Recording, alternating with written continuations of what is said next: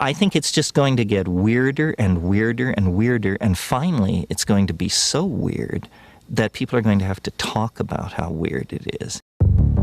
Eventually people are going to say, what the hell is going on? It's not enough to say it's nuts. You have to explain why it's so nuts.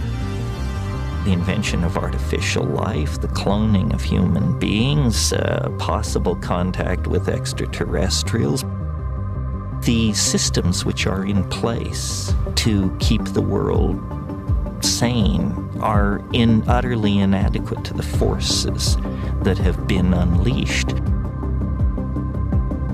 Welcome back to Forbidden Knowledge News. I'm your host, Chris Matthew. Today my guest is William Cameron. Be sure and check out my films out there in the streaming universe. Occult Louisiana's on Tubi, Roku, Apple, and a few more. Doors of Perception's on Amazon Prime, and a free streamer called Relay. Hopefully it will be out on Tubi very soon. We are booking guests for March and April. If you have suggestions or you'd like to be a guest, email me forbiddenknowledgenews@gmail.com. Today I want to welcome Will Cameron. He is an author, public speaker, food critic, and foremost authority on the Window Man state. His book, Window Man, is a testament to the power of the human mind and our limitless potential. Will, welcome. How you doing? Doing fantastic. How are you, Chris? I'm excellent, man. It is great to have you.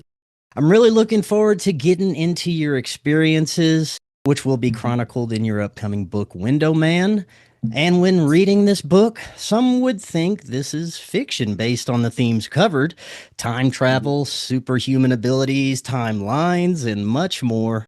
It almost seems like a Hollywood movie, but you claim these experiences were very real. I can't wait to hear more about them. But this is your first time on. Tell us just a little bit about yourself, and let the audience know how they can find out more. Okay. First off, I'm an author of this book here, Window Man, and the upcoming book, Window Man 2, The Darker Force. I'm a public speaker. I am a food critic, and also the world's foremost authority on the Window Man state, which I guess I'm the foremost authority because no one else does it. So tell us a little bit about how everything started for you. Where should we start when getting into your personal story? I would say the best place to start is at birth. I was never normal per se. I potty trained myself at 18 months. At 2 years old, I could hold a conversation with you at the level of today's 12-year-old. And at 3, I started to see things before they would happen. I had an extra sensory perception, as they call it, ESP. I could tell people things that were going to happen before they actually happened. And that I lost a connection with that as I got older, but it was clearly a precursor to what was coming. 9 years old was the first experience, and I'm in 3rd grade. I'm sitting at the front of the class, and I have to piss. I got to piss really bad, and I don't want to raise my hand because let's just put it this way. I was a really timid kid, and I was embarrassed, and I thought if I go ahead and raise my hand that all these kids are going to laugh at me because he needs to go pee. Totally the wrong thinking, and it backfired in a bad way. So what happened was I'm there about 10 minutes after I should have raised my hand, and now I've got piss just running down my leg. Oh, no. And the teacher is the first to see it. And instead of trying to cover it up in any way, she just exposes it to the class. And now there's this uproarious laughter, and they're all laughing at me. She's laughing at me, which is kind of ridiculous. And Wow. yeah, and I'm getting picked on constantly the rest of the day. I went to the gym and showered, changed into my gym clothes, and came back. I should have went home, to be honest, but the kids were giving me this really, really hard time. So I go home that night and just cry myself almost to sleep. I'm so embarrassed. I don't know exactly what to do. But something happened that night, and I say almost cried myself to sleep. I didn't cry myself to sleep. I was crying, and I knew that all of a sudden I'm just out. I mean, out, and I don't understand. Like, I was conscious and then out, and when I woke up in the morning, something was different. This was the craziest thing. I woke up and I'm viewing the world through a different lens. I'm looking at it as if I'm just a passenger. Like, I am in control of zero of my body. I can't do anything. And I hear this sound, my mother from the other room, and she's asking me, you know, are you awake? And all of a sudden I start getting ready really fast. And I don't understand that. I'm not in control of the body. And I go out to the living room, and there she is. I grab her and break down. And I didn't understand at the time what was going on. And I'll explain later what was happening. But I'm breaking down. She thinks this is really weird, obviously. And then we get into the car. I don't say a word to her until we get to the school. Mm-hmm. We get to the school, and I tell her, don't worry, I'll be back. Which is very odd to say, you know, I would have never said that. And so I go into the classroom. I'm in the classroom, and I see this kid that I call my tormentor at the time. And he is at the back of the class just laughing his head off at me. And I feel like this is happening to somebody else. Like, it's not actually happening to me. I'm just like a passenger watching. And automatically I just start towards his desk. And this other kid that was giving me a hard time too tries to step into the way, and I just pushed him to the ground. Like, yeah, I push him to the ground. I go straight to the desk. I grab the kid's head and I slam it into the desk. Damn. Yeah. And now there's blood everywhere. He didn't break his nose. It was a lot of blood, though. They take me to the principal's office. I go to the principal's office, and he immediately starts yelling at me. And so he's yelling at me, giving me this hard time, and I'm just sitting there. I'm not saying a word. And all of a sudden, this other voice rises out of me. Something that, you know, obviously it wasn't me at the time. And it says, what kind of man allows a child to be tormented, to be kicked, punched, and beaten, and then has the audacity to give him a hard time when he's just defending himself, right? And and I'm telling you, this is coming from this like very timid kid, and so he knows that. But the voice comes out with authority, and he looks at me, and he takes this deep breath, and he goes almost ghost white, and then he looks at me and goes, "What would you have me do?"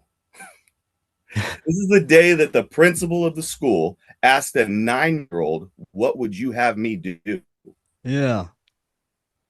And I said, "You act as if it never happened." I said, "If the parents squeal, you tell them all about their son, and you tell them that they can be dragged into the very same lawsuit that I'll drag this school into."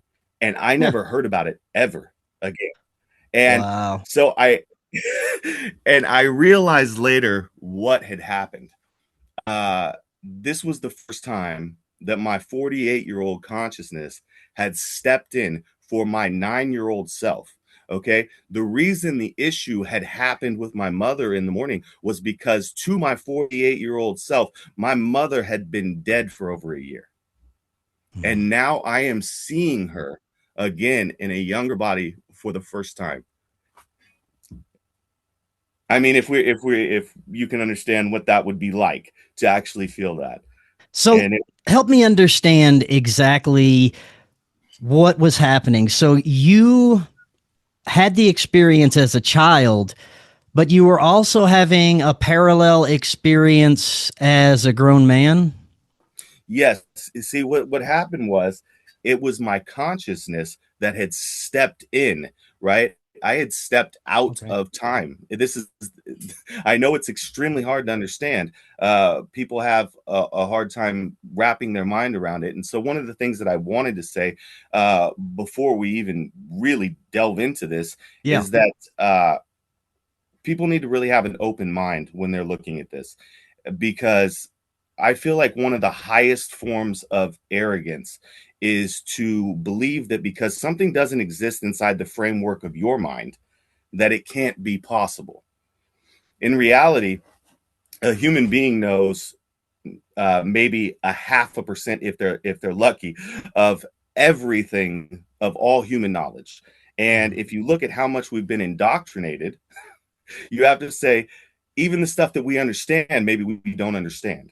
All right. Yeah. 100%. Therefore, if that's the case, it is extremely arrogant for somebody to look at it and go, that can't be possible, knowing that there is so much that we clearly don't understand. In your adult life, in your recent memories, is there something that would correlate with that event? Do you have any memories of your consciousness going back to that childhood that was triggered by a certain adult event? Well, what I learned over time was that, for example, if you want to step into this place, you have to associate different things. Have you ever heard a sound that took you back to a certain place? Music, for example, and you went, wow, that almost feels like I was there. Like I'm there again. Would it be something similar to healing childhood trauma through a hypnotic regression, where you are taken to that childhood event, but you are in a hypnotized state and you somehow alter that in your consciousness? Could that be really altering that past event? Is it something along those same lines? It's hard to explain. I'm stepping in because I have understood that what we need to do is connect multiple layers of our sense to an event. Now, what we had was I remembered crying. I remembered gripping the blanket. I remembered certain things that from that time, and that allowed me to recreate the event. When I recreated the event, I was able to step in again. And the window man state is the reason I was able to do that. I tried doing it without using the window man state. If you read the book, you'll find out, and I know you've read some of it or all of it, I'm not sure. But when you actually put all of your senses together, you're capable of stepping through a door, and the window man state helps me do that. I couldn't do it without the window man state. I tried to do that, and it was like pushing against a very strong wind, is how I described it in the book. I couldn't move through it without using the window man state. Right. Well, maybe we could get to some of the other experiences you had, how everything progressed for you. For sure. There's a lot of things that we talk about with in the book about my mother and her cancer that she had, and me trying to prevent that. A lot of things that we talked about with my ex-wife and how I was trying to restore the relationship, and unfortunately, it kept meeting a point where it would fall apart, no matter what we did.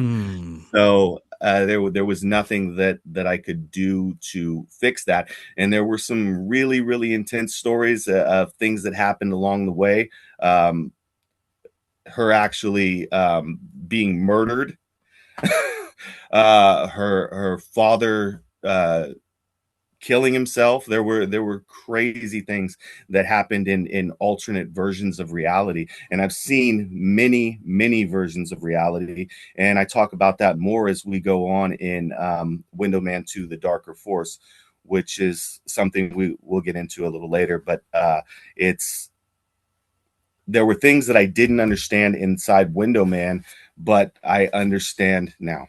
Mm. Were you entering an altered state, a meditative state? How were you accessing these timelines? The Window Man state is essentially like that, and the reason being is because if you understand the 33 vertebrae, if you understand Kundalini energy, if you understand these frequencies that we need to get ourselves into, then you understand how you can get to this point. When you get to this point, you have basically reached the Atlas vertebrae, which puts you into sort of a Christ consciousness. And it allows the Kundalini energy to flood the pineal gland. When it does, what that does is it decalcifies it and allows you to actually access your supernatural gifts, not just the gifts that you're given naturally. It's really easy to understand how to access the gifts we're given naturally, but not the supernatural ones. How did you come to understand what was unfolding there? You know, like I said, I was always different, and I always process things at a very high level. It's To be honest with you, I've had my issues over time with drinking, and the reason I have my issues over time with drinking is because I'm trying to silence things that other people are likely not hearing. I have probably thousands of thoughts per second. And whereas others are, processing 3, 4, I'm being flooded constantly with all kinds of thoughts and all kinds of things going through my head. So I try to shut it down. But like I said, never normal from the very beginning, and it led me down a path where I found this thing. And when I look at it, I see how it happened. It happened because with anything, if you start getting in shape, and once you get in shape, you go, hey, you know what, I could be a boxer. And so you start taking up boxing and you get good at that. And then you go, hey, well, if I'm good at that, maybe I can kickbox. And before you know it, you're a full-fledged MMA fighter.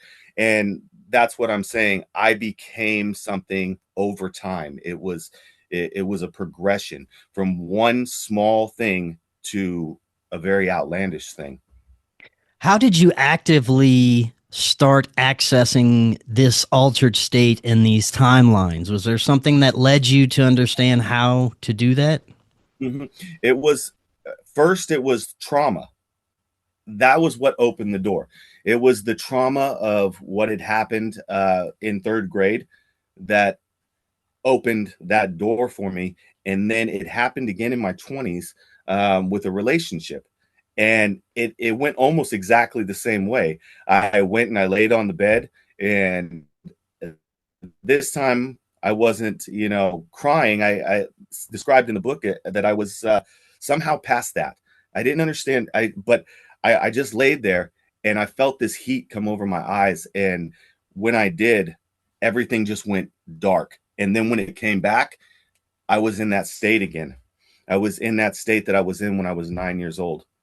And that's how it basically came about. Trauma opened the door, but once the door was opened, then I was able to find things that I, never expected to find.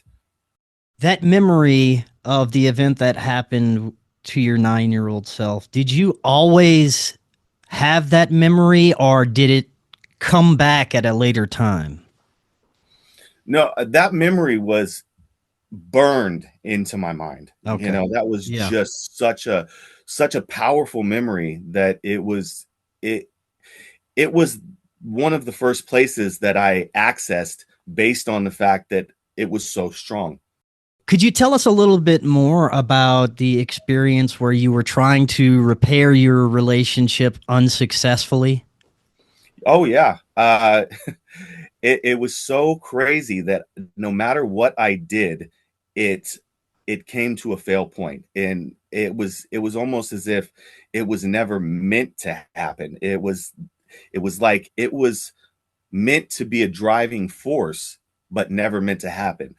And I found this out later as, I'll explain in Window Man 2, The Darker Force, that I was never meant to save my mother. I was never meant to save the relationship. And it was simply meant to push me. And I was driven along the way in so many different ways. There were so many things that were like put there where it was like I could tell that I was being guided. This is the craziest thing. It was like, if there is a puzzle that you need to solve, then there's a creator of the puzzle. Mm-hmm. And so there was a creator of the puzzle very clearly, and I needed to solve all of these things, and I was guided to do so because of the relationship, because of the thing with my mom. But I went back several times to try and fix the relationship with the ex-wife. And like I said, one time she was homeless, living in a tent, like an encampment. And one time she was working at an office depot. And there were just so many different things that happened. At one time, we went on a very wonderful date, and I thought, this is it. Everything is going to change. This is perfect. And I found out on that date that her daughter had never been born in this timeline. And I knew her. And for me, that was a deal breaker. There was just no way that I could ever, co-sign something like that. And so I started again. So help me understand how you were accessing these. You're entering what you call the window man state. And are you living those experiences like you're living your everyday life? Is it a dream? Do you come back? Explain that a little bit. Yes, I'm living it like it is my everyday life. And I'm going to explain something that is probably going to, break a lot of minds out there right now. But, Elon Musk had said that there was a 1 in a billion chance that we lived in anything but a simulation.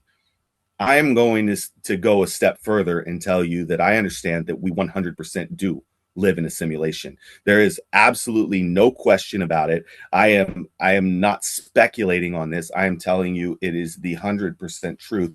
We live in a simulation. And what is going on with the window man state is that I simply learned to exploit a glitch. It is a glitch in the simulation. And because of that, I'm able to do things that others aren't able to do. When you are accessing that state, the window man state, do you have intention behind it? Do you say, before you even do it, I want to go to this timeline and see what I can affect here? Yeah, well, there were certain ones where it was like I wanted to change something specific. Absolutely. Definitely with the wife, and definitely with my 9-year-old self. Those were so powerful for me. I wanted to affect those ones so much. And unfortunately, I found that there was something that comes in between me when I try to do these things.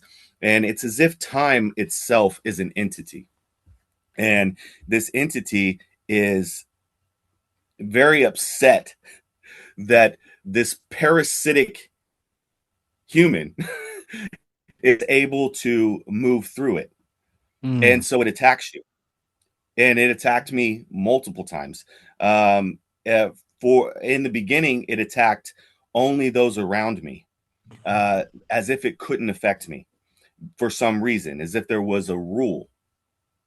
And I explained that in the book, that it was like there was a rule that it could not attack me directly, that it needed to attack those around me until I had reached a certain point. And when I had reached a certain point, there's a point where it begins to look at you as if you are a contender, as if you are on the level of it itself.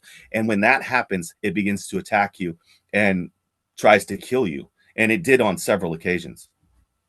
How does this intelligence, does it appear in a certain way to you?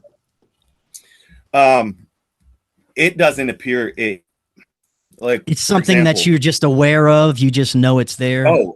oh, absolutely. Like there was a time in, this is also in the book, that I had a coworker with me, and I was trying to explain to him what was going on. We were at the Bear in Chico, and just having some lunch and a beer and just talking. And I was explaining to him some of this stuff because I just needed to get it off my chest. And we leave that place, and as we leave, a red Honda Civic blows right through the red light where we were going, and I watched him die right there. I had his blood on me. I saw this happen and had to go back and fix it. And the man in the car that blew through the light had a stroke.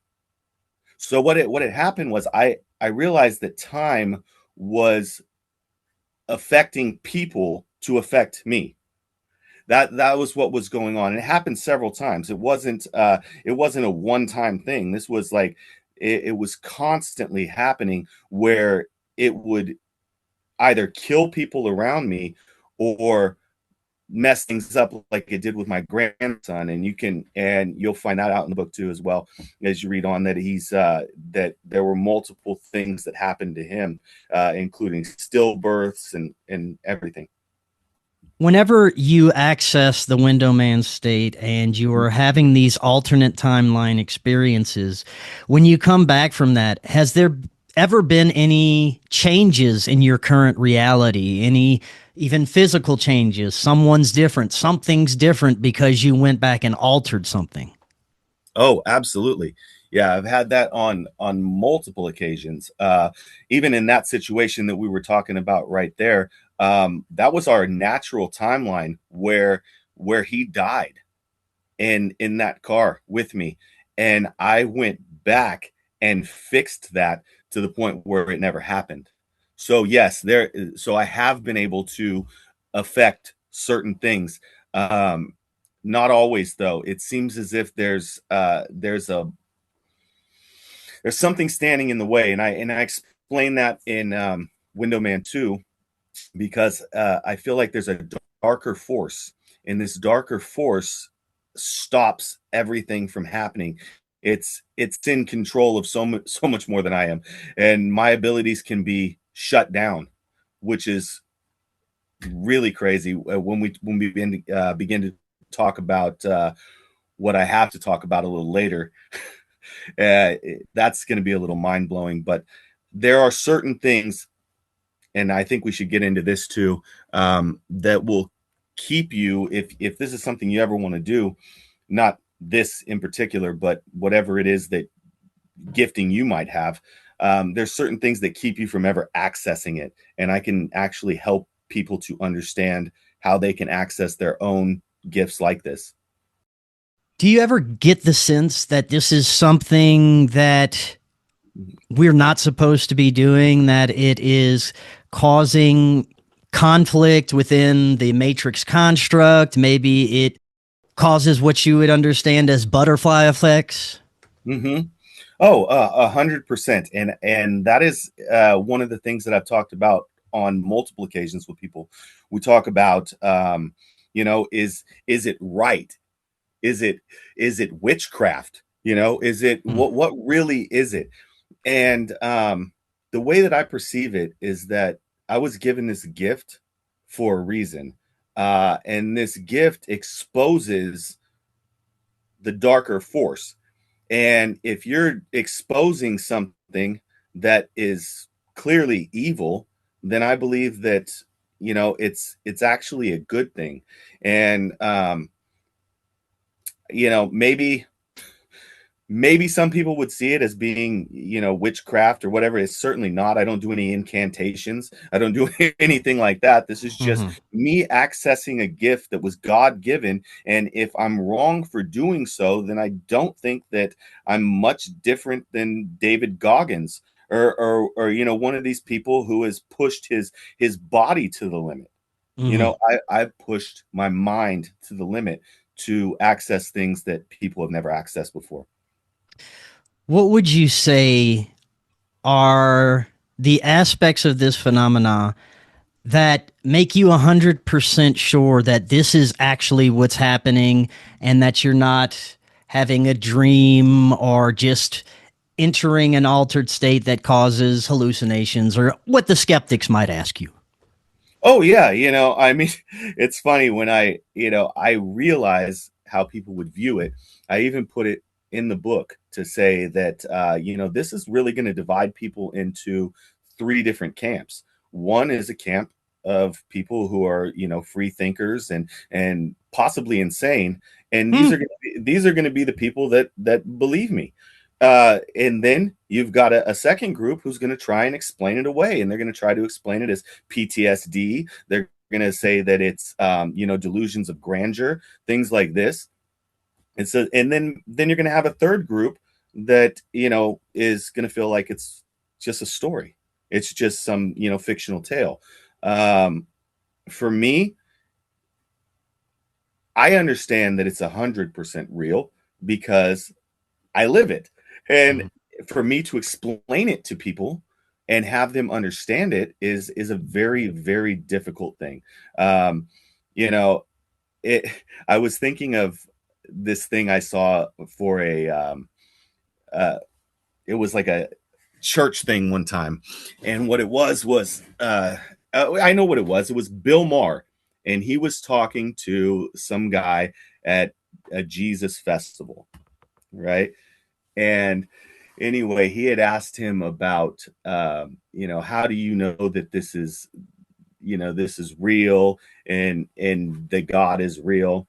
And he said, how is it that the Holy Spirit can, you know, and God and everybody are one? And he said the same way that ice, steam, and water are the same thing, right? And then he told him that, you know, me trying to explain it to you is like trying to explain to an ant how a television works, you Yeah. know?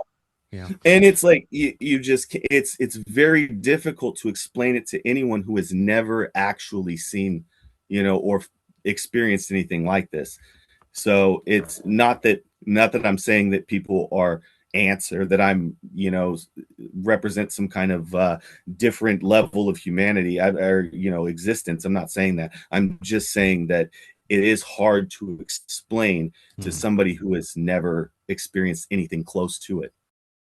Yeah. Earlier, you said you were 100% convinced that this reality is a simulation. Maybe you could tell us a little bit more about that perspective. There are dozens of understandings of what this reality could be just within the simulation realm. There's the Gnostic view that spiritual entities are in control of this reality, maybe not so nice spiritual entities. This experience is a trap, essentially. Others believe that we created the simulation for ourselves to grow and experience. Others believe that it is a matrix simulated reality, but maybe there was dark forces that hijacked it and took it over. And there's tons of these theories, but I'd love to hear yours. What do you think this is? Well, like I said, with the second book, The Darker Force, that's exactly where I'm going with it. There are the fallen angels, the entities that have, you know, stepped into our realm, and now they have created something to keep us blinded, and that thing keeps us blinded from ever understanding that we are extremely powerful. And in reality, when somebody finally wakes up fully, and I'm not saying that I'm there, I'm saying that someone will finally wake up fully. And when they finally wake up, and I know it sounds a little bit like the Matrix and Neo and all of this, but it's like we have the ability to rewrite the code. And all of the 200 fallen could not stand against one fully awakened. That's what I'm saying. I am saying that we are infinitely more powerful than people understand. And we can do that. We have to do that, because if we don't do that, then, you know, and honestly, we will do that. That is going to happen. That is the end result of everything. But how long? How long are they going to keep us, you know, under control? What's your understanding of the nature of the Matrix itself? Was it created as a prison, or was it created for something else that was hijacked eventually? Oh, this has been a prison for our mind from the very beginning. I mean, if you look Interesting.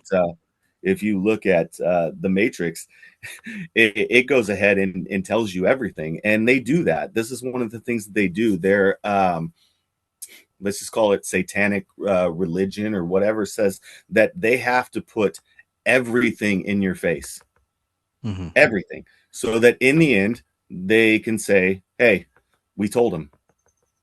And so they put every single thing out there for you to understand. And that this was created as a prison for our mind, and to keep us from actually understanding who we truly are. Have you had any experiences with benevolent forces? As far as Do you think that there is a benevolent force beyond the archonic system? oh yes, 100%. If you're asking me, do I believe that there is a creator God? Is that Mhm. 100%? Mhm. Yes, and I do believe that the Bible guides you along this path. It tells you everything. Some things have been removed, and those things were removed on purpose. You know, if we look at the book of Enoch, that was removed. There's multiple things that were removed from the Bible in order to keep us from understanding who we are. And the Bible is a beautiful guide. If people would just if people would read it, they would understand that we are living in. By the way, I will tell you, if you ever want to ask me anything about how any of this fits in with the word of God, I'm more than happy to tell you. uh we'll start with this one. It says in the word that he knit us together in our mother's womb, right? Mhm. Now, when you look at that in the Strong's Concordance, the word for womb is actually Rakim. When you break Rakim down, Rakim actually translates as matrix. So it's when I knit you together in your mother's matrix.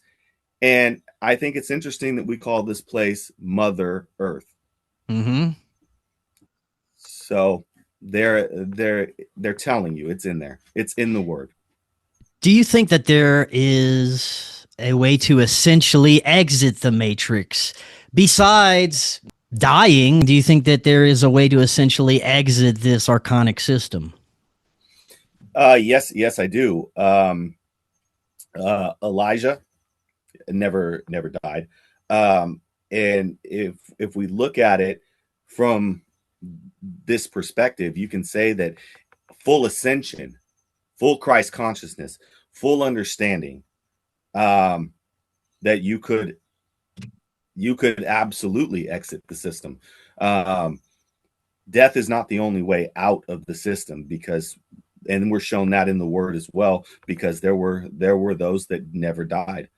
Would you Um, say those that didn't reach that state of enlightenment and had an untimely death will be doomed to repeat the experience? this is my understanding, is that you know, because it does say to be absent of the body is to be present with the Lord, but like for how long? Mhm. I think you're sent back. I think you continue the cycle Yeah. over and over and over again. 100%. This is what happens. We go back and we continue the cycle again until we. And you know what? We've each of us have lived multiple lives, and I understand that, because I have seen and viewed some of my previous lives. I understand that we do come back, and I know that in some people's minds that goes against, you know, what they believe as far as like God and everything, but the reality is that there's so much that you just don't understand. It's clear. You know, some people may say to you, hey, you know, or say to me, hey, Will, where does it ever talk about time travel in the Bible? Well, I would say, did you get like a different copy? Because yeah, because in reality, it's like, look at John in Revelation. He saw the future. Was he there present? No, we don't know if he was or he wasn't. But Jesus himself was transfigured and was present with Moses and Elijah, right? Mm-hmm. So if that's the case, then he's showing us that you can step out of reality. And then in that same area of scripture, he says that you will do greater things than I have done, because I'm Yeah. going to be with the Father. Then we can do greater things. I have to look back at my journey of awakening and be amazed by how synchronistic, how much of a poetic story it tells. It's almost like I'm living in a simulated reality as well. But I have to look at whenever I first started looking into the conspiracies and the paranormal and the occult back in 2012. Very powerful year for many people as well. But I start looking into it, and what happens is it slowly starts manifesting in my reality as truth. And not only my truth, everybody's truth. When we look at what's happening now with the Epstein files, Yes. I have to look back 10 years ago to my ridicule and all the people saying that I was crazy. Fast forward to today, I have all these people asking me more questions about everything, and more keeps coming to light. At the least, we're in a very interesting time, but what does this say as it relates to a simulated reality to you? Hmm. Well, I from what you're saying, it's just interesting to hear how you're saying I'm watching all of these things, and these things that I had said are now coming true, and people didn't believe these things back then. Like I said, there was a time, and we say this in the book again, there was times where people believed that the 4 minute mile was impossible. Yeah. Yeah, Right? yeah. Yeah. It's like, and then once Roger Bannister went ahead and broke that, now 2,000 or more people have done that. So absolutely, there's things we don't understand and things that we can do that people don't know about. And so, you know, and clearly you were experiencing something before others were experiencing it, which is great. I honestly did the same thing. And one time I actually went out on a date with a girl, and this girl had told me all of these things. And we're talking about like maybe 12 years ago or more. And she had told me all these things that I'm talking to you about now. And I damn near dismissed her as crazy. Mm. You know, I Yeah. really did. And I really never talked to her again. And I look back on that and I say, wow, that's incredible to me that like I was so blind and I didn't see that she was spitting nothing but truth. Everything she was saying was truth. And Mm. it's so funny to look at now. And so when you hear these kinds of stories, and there's multiple stories out there where people are saying these same things, it's like, I think maybe people should open their mind a little bit and say, maybe I don't know everything. Yeah. Yeah. Yeah. Why do you think so much is being revealed right now during this time period? We've had Because, series of eye-opening events, high-impact events. With each one, more and more people are becoming aware. Now it seems like the floodgates are just opened and all kinds of insanity is coming out. Any thoughts as to why now? yeah, because we're nearing the end. And I know that people have been saying this for years. They've been saying, hey, this is the end times, this is the end. But we really are. This is getting very close to the end. We're seeing so much more awakening. And like I said, the person who awakens and rewrites the code, shuts it down. It's the same as when you look at these memes that they show, and they have a guy, or they have these fat cats like sitting at a table, and underneath are these people, right? And they're playing on their backs, and it says, once the people stand up, Mhm. the game's over. Yeah. You know, and that's the thing. It's like we need to stand up, and not just stand up physically, which is great. I really love to see people, you know, standing up to the lies and the indoctrination and all of these things, but it's stepping into our, you know, our giftings in understanding that we're way more powerful than they ever thought we were, or that we ever thought we were. Where do you think UFOs, extraterrestrials, and this disclosure falls into everything? Okay, I do have a take on that as well. And my take is that we don't, that I don't believe, and I'm going to go ahead and throw this out there. That there is outer space. Right? As far as, yeah, I believe there's a firmament. I don't believe we go through it. But I do believe that when they talk about outer space, what they're talking about is outer space beyond the ice walls, right? Okay, so I do believe that there could be things coming in from there, and also from the ocean, because reality is we haven't explored the entire ocean. You know, there's so many things that that we haven't seen down there. We can only go so far. So yeah, I think that there could be things like that, but I also believe that there's going to be a great deception. And I believe that great deception is going to be that aliens are, you know, our creators and all of this nonsense here. And the reality is that they're fallen angels. Yeah. And that's what they're doing. Mm. So yeah, do I believe in aliens from, you know, Mars or Venus or any of that? Absolutely not.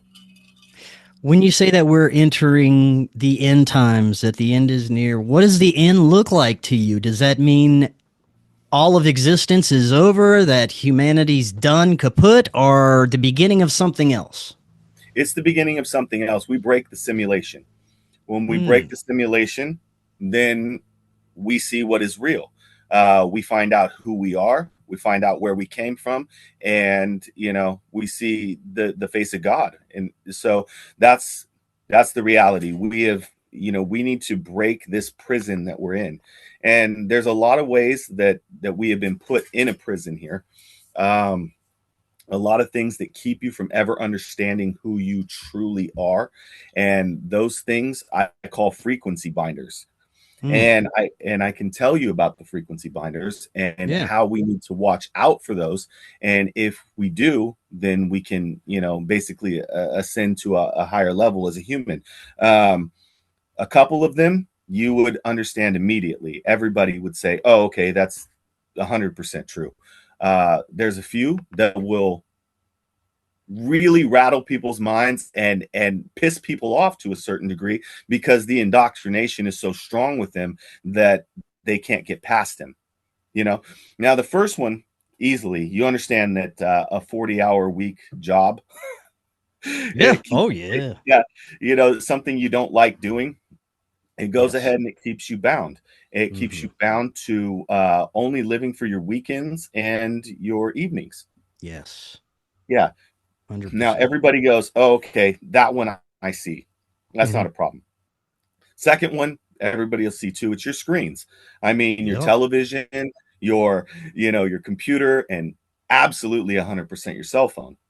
Yes. You know, you sit there doom scrolling or whatever, or just go ahead and take the dopamine hit you get from, you know, seeing that somebody liked your post or whatever, and that keeps you bound. It's, you're never progressing, and we can all see that. Now the third one, this one is going to be one that's going to just make people lose their mind. And of everything we've talked about, I've talked about time travel, I've talked about all sorts of things that are out of the realm of what people might really believe. And this will still be something that will flood the comments. And it's because the indoctrination is so strong. This third frequency binder is animals. And chief amongst these animals are dogs.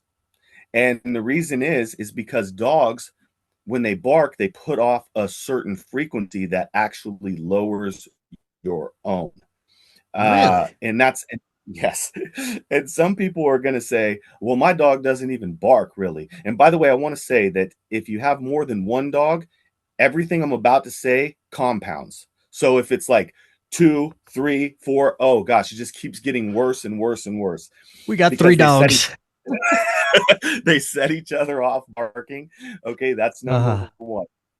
Okay, now if your dogs don't bark, okay, great. And now I know a lot of people who will say, you know, I love dogs. I love them with all my heart. And then I've gone to their house and watched them go, shut the F up over and over again because the dogs won't stop barking. Number two, you know, dogs put off a smell. And whether you go nose blind to it or not, it's still in there. Your olfactory sense is still picking it up. Okay, so it's lowering your frequency. Third, they leave hair all over everything. And so now you're having to, you know, take the lint roller to yourself or whatever before you go out. It's frustrating. Okay, so they're keeping you in a place of anger and frustration. You step outside, you step in a landmine. Okay, now how frustrating is that? Right now you may say, okay, I'm really good about picking it all up, so I don't step in it. Well, now you're spending your life picking up dog crap, which isn't something fun, right? And when you want to go somewhere, you have to find somebody to watch your dog. Now, somebody might watch one dog. They're not likely going to watch 2, 3 dogs. So now you have a choice, and your choice is I don't go. So I don't elevate my frequency on a time where I should be relaxing, right? I stay home because I can't go. Number 2, I have to pay someone to watch the dogs. And now if I have to pay somebody to watch the dogs, that comes out of my trip money. And now I don't get to do all the things that I wanted to do. Number 3, I take the dogs with me. If I take the dogs with me, now they're lowering my frequency in a time it should be elevating. So dogs are very, very much frequency binders. That's interesting. I don't know if I can get down too much with that one. Our dogs are extremely well trained. I get the hair, I get the poop. They don't really bark that much, but they bring such joy to our lives. It's hard for me to wrap my head around that. And if you look at people who have young children and babies, wouldn't that have the same hindrance? They couldn't travel. They have to get somebody to watch them. So are children a binder as well? That's interesting. That is a question that I've been given a lot. And the truth of the matter is yes, that children do some of the same things, not everything. Okay. Like for example, cats are not as bad as dogs.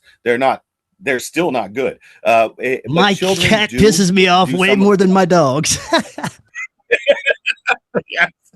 Yeah. But the truth is that kids are definitely that. But the thing is that children will grow and become helpers. They will become people who actually contribute to the life. And in reality, a dog mostly, I'm not saying all, but mostly lays around, doesn't do anything, and causes you to have to take care of it in every single way, shape, and form.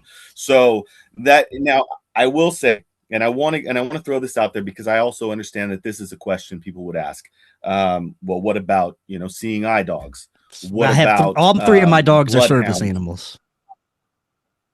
Okay. Yeah. Yes. If you have service animals, that is something. The canines that work for the police force, the bloodhounds that go search for bodies. There's been dogs who have done some heroic things to protect their owners. I understand that. I don't take anything away from that.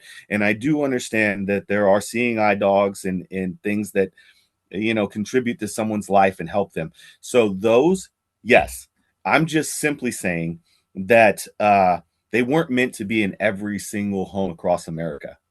Interesting. It was not, and yeah. And if you look into, I mean, I don't want to take up too much time with this one because I know how it could go forever on it.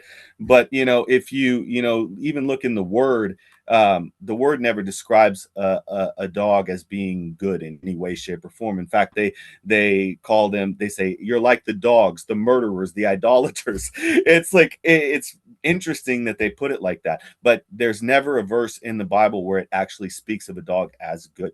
So that being said, interesting. I'll let that one go. But yeah, we won't spend too much time on the dog thing on that one, because I know how that affects people. I know exactly that only about maybe 2% of society feels the way I feel. So right on. Yeah.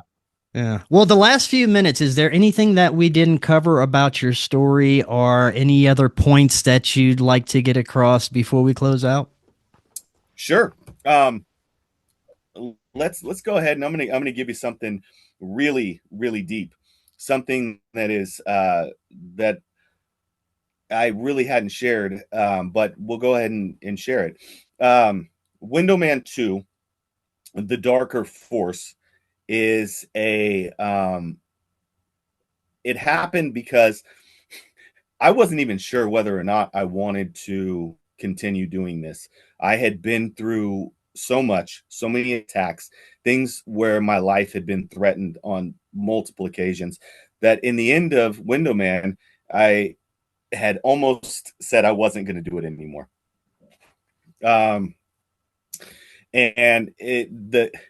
I left it open a little bit, like optimistically, and saying that, in the words of Rocky Balboa, I said, I didn't hear any bell. One more round. So I might do it.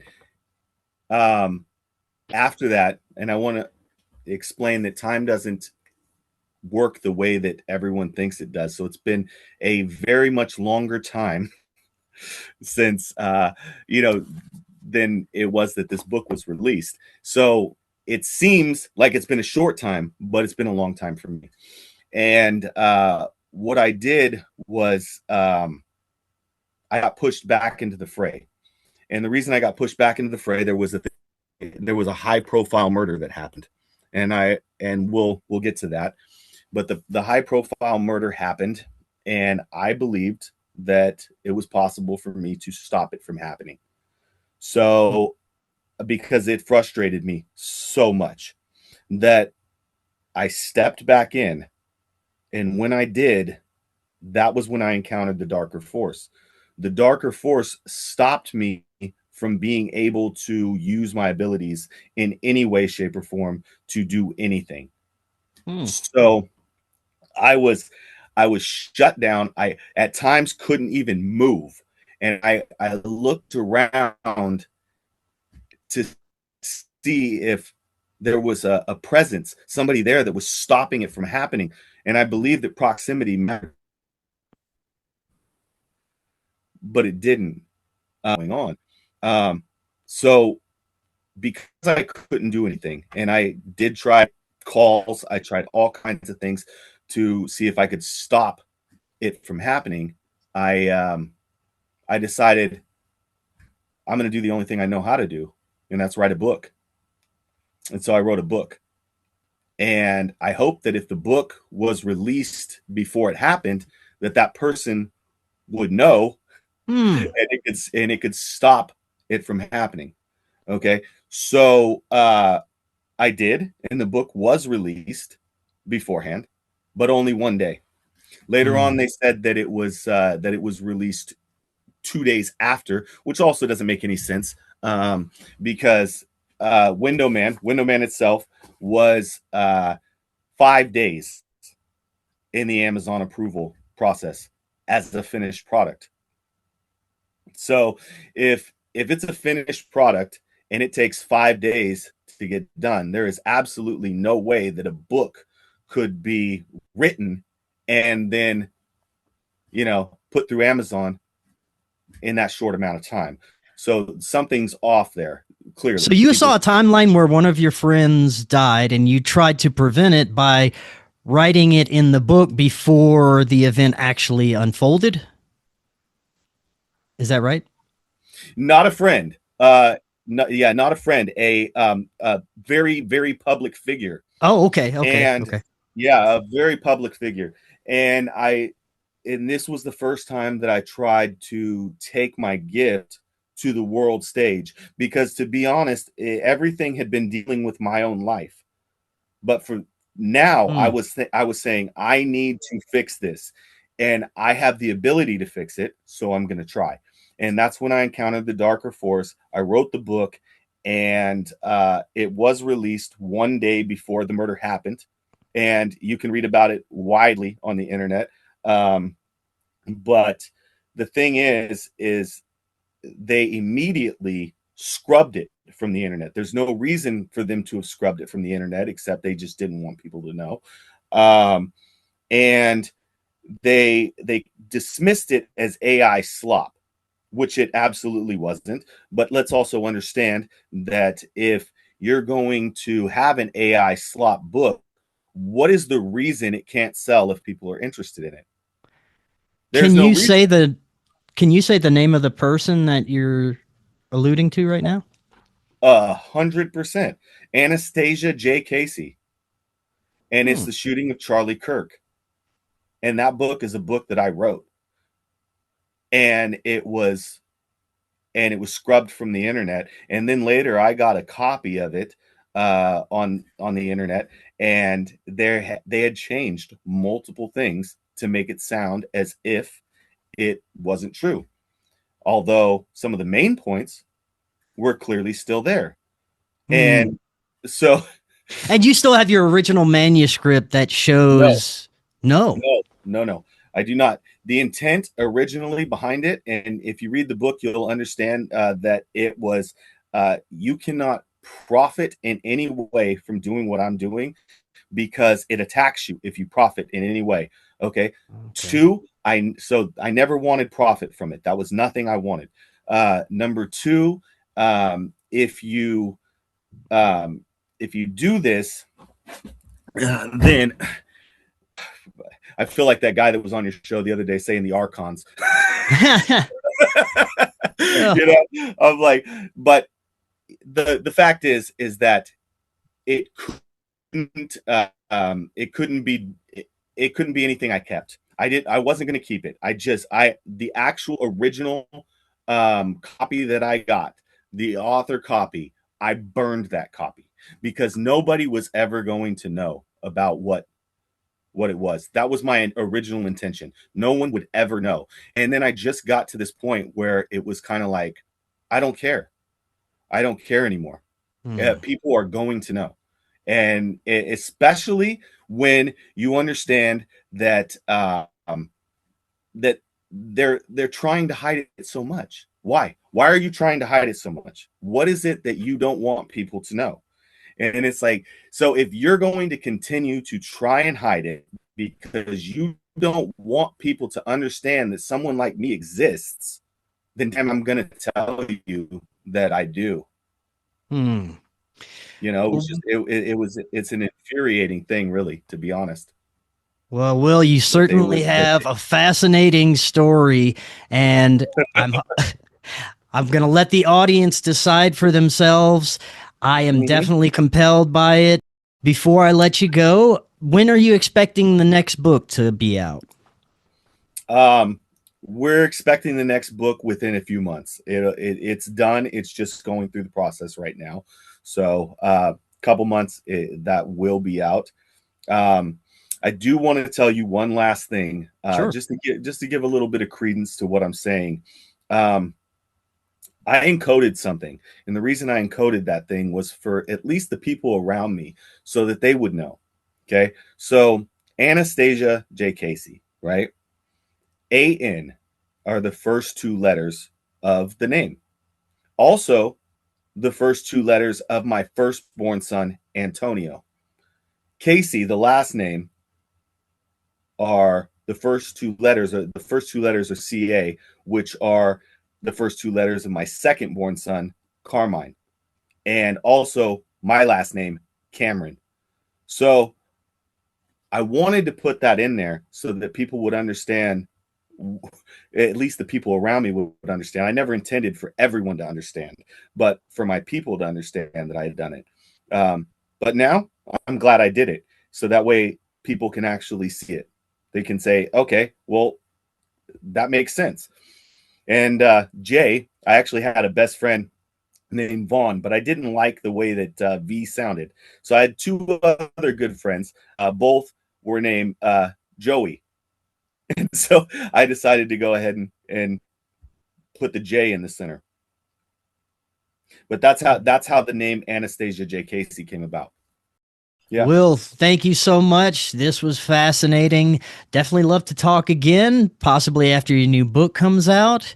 Before you go, let everyone know how they can get a hold of the first one. Okay, absolutely, on Amazon. You can go pick it up on Amazon. If you guys want to message me or anything, you guys can look me up at Papa Will's Reviews on TikTok. That's my food review channel. So they do that. And yeah, there's so much more that we didn't even talk about today that's in this book. I hope you guys enjoy it. Yeah, man, we'll definitely have to do it again. Until next time, everyone, have an excellent evening. We'll talk again tomorrow. See y'all then. Hello, friends. I am so excited to tell you about Independent Media Token.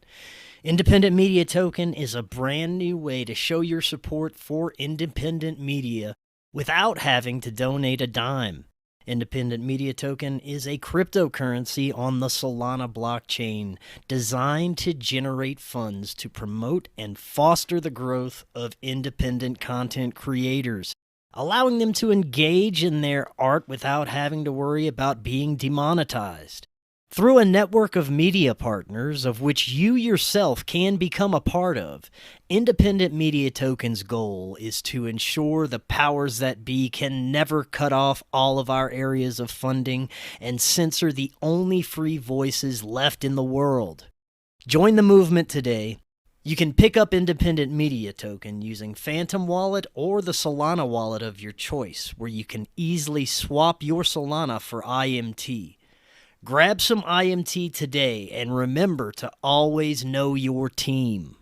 To learn more, visit independentmediatoken.com or use the link right in the description. If you're looking to start your therapeutic microdosing journey, but don't know where to start, especially when looking for the highest quality ingredients, including nootropics, and what you'd expect from a true microdose capsule, check out our friends at Brainsupreme.